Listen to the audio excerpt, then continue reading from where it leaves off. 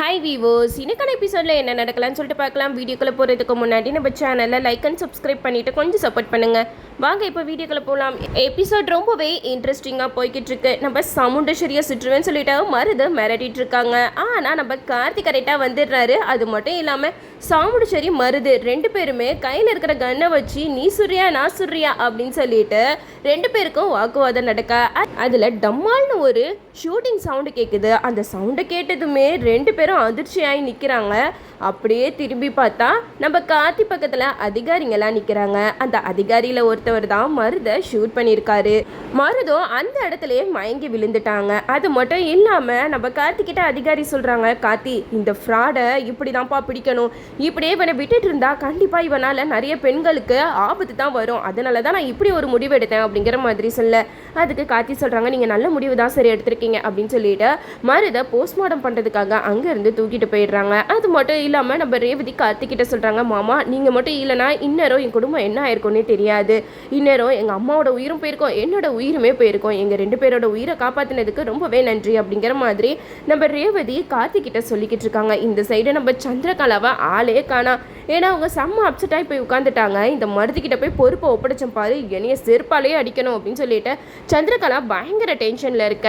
இந்த சைடு நம்ம சாமுண்டேஸ்வரி பயங்கர குழப்பத்தில் இருக்காங்க. அது மட்டும் இல்லாமல் சந்திரகலா வந்து ஒரு மாதிரி பதட்டமாக இருக்கும்போது நம்ம சாமுண்டேஸ்வரி கேட்குறாங்க, என்ன சந்திரா ஏன் இப்படி பதட்டமாக இருக்கா? அதான் நல்ல விஷயம் தானே நடந்திருக்கு. அந்த மருதை ஏன் கையாலேயே சுட்டு சாவடிச்சிருக்கணும்.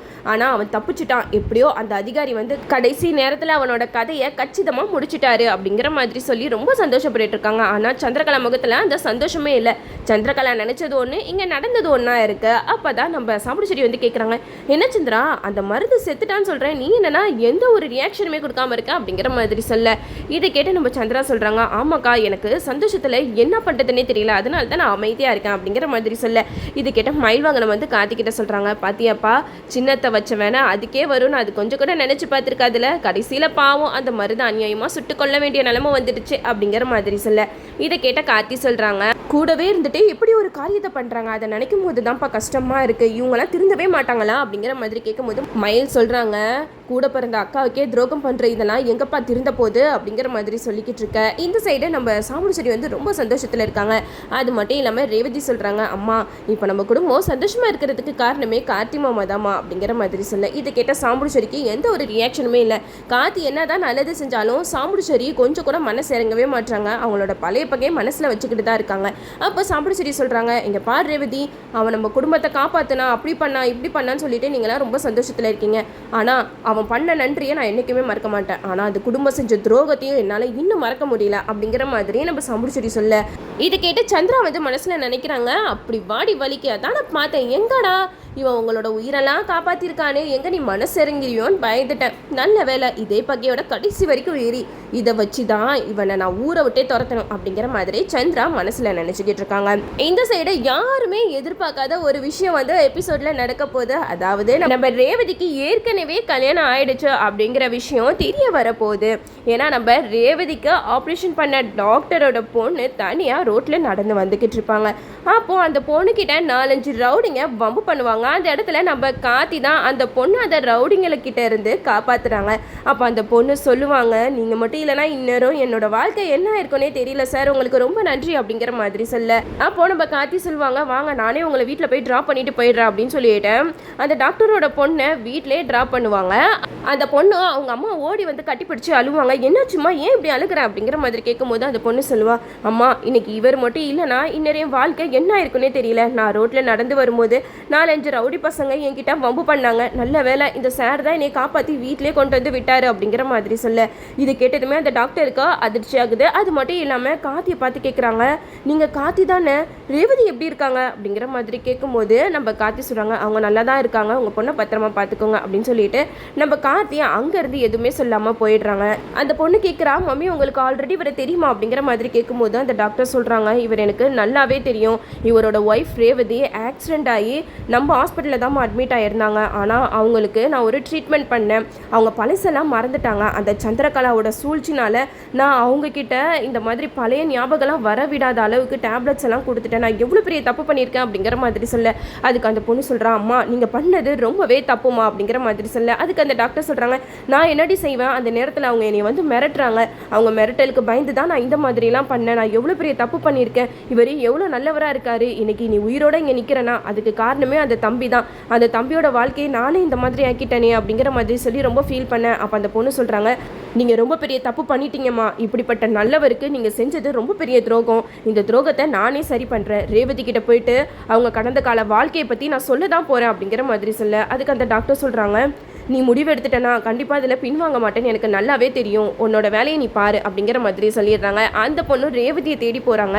அந்த பொண்ணு ரொம்ப பரபரப்பாக ஓடி வராங்க. அப்போ சாம்பிடிச்சேரி கிட்ட கேட்குறாங்க, ஆண்டி ரேவதி எங்கே இருக்காங்க அப்படிங்கிற மாதிரி கேட்க, அதுக்கு சாம்பிடிச்சேரி சொல்கிறாங்க, சரிம்மா நீ எதுக்காக இப்படி பரபரப்பாக ஓடி வர அப்படிங்கிற மாதிரி சொல்ல, அதுக்கு அந்த பொண்ணு சொல்கிறாங்க, நான் உங்ககிட்ட ஒரு உண்மையை சொல்லணும் அப்படிங்கிற மாதிரி சொல்லும்போது நம்ம சாம்பிடிச்சேரிக்கு அப்படியே கண்ணு மொழியெல்லாம் பிதுங்கி வெளியில் வந்துட்டு போல அந்த அளவுக்கு முழிச்சு யோசிச்சு பார்த்துட்டு இருக்காங்க. ஒருவேளை இவர் ரேவதி கிட்ட என்ன உண்மையை சொல்கிறதுக்காக வந்திருக்காளா, ஒன்றுமே புரியலையே அப்படிங்கிற மாதிரி நம்ம சாம்பிடிச்சேரி மனசுலேயே போட்டு குழம்பிக்கிட்டு இருக்கும்போது அந்த பொண்ணு கிட்ட கேட்குறாங்க, நீ என்னம்மா ரேவதி கிட்ட சொல்ல போற அப்படிங்கிற மாதிரி கேட்கும்போது, இல்லாண்டி நான் அவங்க கிட்ட தான் சொல்லி ஆகணும். ரேவதி எங்க அப்படிங்கிற மாதிரி கேட்க, அதுக்கு ரோகிணி சொல்கிறாங்க, ரேவதி மாடியில் தான் இருக்கா அப்படிங்கிற மாதிரி சொல்லும்போது அந்த பொண்ணு ரேவதியை தேடி ஓடுறாங்க. அப்போ சாம்பிடிச்சேரிக்கு மனசெல்லாம் படப்படந்து எங்க இவர் ரேவதியோட கடந்த கால வாழ்க்கையை பற்றி சொல்லிடுவாளோ அப்படின்ற பயத்தோட நம்ம சாம்பிடிச்சேரி அந்த பொண்ணு பின்னாடியே ஓடுறாங்க. ஆனால் அந்த பொண்ணு ரொம்ப ஃபாஸ்ட்டாக படியேறி வந்து ரேவதி கிட்ட எல்லா விஷயத்தையுமே டப்புன்னு போட்டு உடைச்சிடுறாங்க. ரேவதி உங்ககிட்ட நான் ஒரு முக்கியமான விஷயம் சொல்லணும். நீங்கள் ஹாஸ்பிட்டலில் ஆக்சிடென்ட் ஆகி அட்மிட் ஆகிருந்தீங்கல்ல, அப்போ உங்களுக்கு பண்ண ஆப்ரேஷனில் நீங்கள் பழசெல்லாம் மறந்துட்டீங்க அப்படிங்கிற மாதிரி சொல்லும்போது ரேவதிக்கு ஒன்றுமே புரியல. என்னப்பா சொல்கிறேன், எனக்கு எதுவுமே புரியல, நான் பழசெல்லாம் மறந்துட்டேனா அப்படிங்கிற மாதிரி கேட்கும்போது அந்த பொண்ணு சொல்கிறாங்க, ஆமாம் நீங்கள் கடந்த கால வாழ்க்கையை மறந்துட்டீங்க, அது மட்டும் இல்லாமல் உங்களுக்கு ஏற்கனவே கல்யாணம் ஆயிடுச்சு அப்படிங்கிற மாதிரி சொல்லும்போது ரேவதிக்கு தூக்கி வாரி போட்டுருச்சு. இந்த பொண்ணு சொல்கிற உண்மையெல்லாம் கேட்டுகிட்டே நம்ம சாம்பிடிச்சேரி படியில் அப்படியே நின்றுட்டாங்க.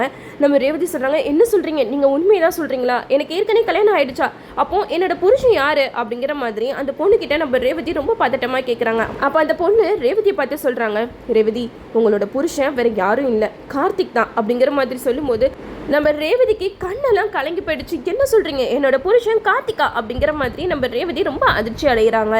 இந்த சைடு சாமுடிச்சேரி அப்படியே அதிர்ச்சியாக நிற்கிறாங்க. ஐயோ இவளை கட்டுப்படுத்தி வைக்கலான்னு பார்த்தா இவ ஓடி போயிட்டு பட்டுன்னு ஒரே வார்த்தையில் உங்களுக்கு கல்யாணம் ஆகிடுச்சு, உங்களோட புருஷன் கார்த்தி தான் அப்படிங்கிற விஷயத்த சொல்லிட்டாலே அப்படின்னு சொல்லிட்டு நம்ம சாமுடிச்சேரி அப்படியே பகிரங்கமாக நின்றுட்டுருக்காங்க. இந்த சைடு நம்ம ரேவதிக்கு இந்த விஷயம் தெரிஞ்சதுமே அவங்களுக்கு தலை சுற்றி அப்படியே கீழே உட்காந்துடுறாங்க. அப்போ தான் அந்த பொண்ணு சொல்கிறா, எங்கள் அம்மா அவங்களுக்கு ஆப்ரேஷன் பண்ணும்போது உங்கள் சித்தி சந்திரகலா தான் இந்த மாதிரி எங்கள் அம்மாவை மிரட்டி உங்களுக்கெல்லாம் பழசு ஞாபகத்துக்கே வராத அளவுக்கு டேப்லெட்ஸை எழுதி கொடுத்துருக்காங்க அப்படிங்கிற மாதிரி சொல்லும்போது நம்ம ரேவதி தேம்பி அழுக ஆரம்பிக்கிறாங்க.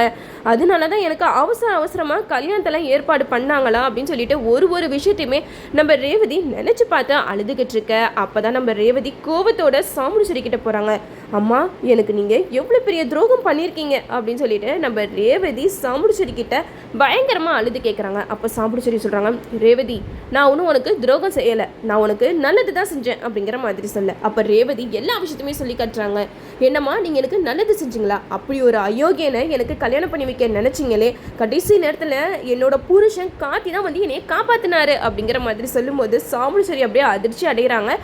அது மட்டும் இல்லாமல் நம்ம ரேவதி சொல்கிறாங்க, இவ்வளோ நாளாக என்னையே ஏமாற்றிட்டு இருந்திருக்கீங்களே, யாருமே என்கிட்ட ஒரு வார்த்தை கூட சொல்லலை, சொல்லியிருந்தா கண்டிப்பாக நான் இந்த கல்யாணத்துக்கு ஒத்திருந்திருக்கவே மாட்டேன், அப்போவுமே நம்ம குடும்பத்தில் பிரச்சனை சால்வ் ஆகிருக்கும், அப்பாவும் இந்த மாதிரி இருந்திருக்க மாட்டார், எல்லாமே நீங்கள் பண்ணிவிட்டு இப்போ ஏமா கார்த்தி மாமாவை இந்த அளவுக்கு வெறுத்து ஒதுக்குறீங்க அப்படிங்கிற மாதிரி நம்ம ரேவதி கேட்க, அதுக்கு நம்ம சாமுடிச்சேரி சொல்கிறாங்க, இங்கே பாரு ரேவதி அவங்க குடும்பத்துக்கும் நம்ம குடும்பத்துக்கும் ஆகாது, ஏதோ ஆக்சிடெண்ட்டாக உங்கள் கல்யாணம் நடந்துடுச்சு, அதுக்காக என்ன பண்ண முடியும், அவனுக்கும் உனக்கும் காசை வெட்டி போட்டு கோயில உங்க பந்தத்தை முறிச்சாச்சு அப்படிங்கிற மாதிரி சொல்ல. அப்ப ரேவதி வந்து சொல்றாங்க, இங்க பாருங்கம்மா, நீங்க காசை வெட்டி போட்டாலும் சரி என்ன பண்ணாலும் சரி அவர் தான் என் புருஷன், அந்த உண்மை தெரிஞ்சதுக்கு அப்புறம் நான் சும்மா இருக்க மாட்டேன், நான் இனிமேட்டு கார்த்தி மாமா கூட தான் வாழ போறேன் அப்படின்னு சொல்லிட்டு நம்ம ரேவதி கார்த்தியை தேடி ஓடுறாங்க. இதுக்கப்புறம் தான் எபிசோட் வந்து சூப்பரா இருக்க போகுது. ஏன்னா நம்ம ரேவதிக்கு கார்த்தி மேல அளவு கடந்த காதல் இருந்துச்சு. ஏற்கனவே ரோகிணி கிட்ட சொல்லிட்டு இருந்தாங்க, எப்படியாவது கார்த்தி கிட்ட என்னோட லவ்வை சொல்லணும் அப்படின்னு சொல்லிக்கிட்டு இருக்கும் போதே ரேவதிக்கு இப்படி ஒரு விஷயம் தெரிய வந்திருக்கிறது ரொம்ப நல்ல விஷயம். அது அது மட்டும் இல்லாமல் இனிமேட்டு நம்ம ரேவதி கார்த்தி 2 பேரையும் யாராலையும் பிரிக்கவே முடியாது. நம்ம ரேவதிக்கு எப்படியோ உண்மை தெரிஞ்சிருச்சு, அதுவே போதும். இதுக்கப்புறம் கதைக்களத்தை எப்படி கொண்டு போகிறாங்க சொல்லிட்டு நம்மளும் வெயிட் பண்ணி பார்ப்போம்.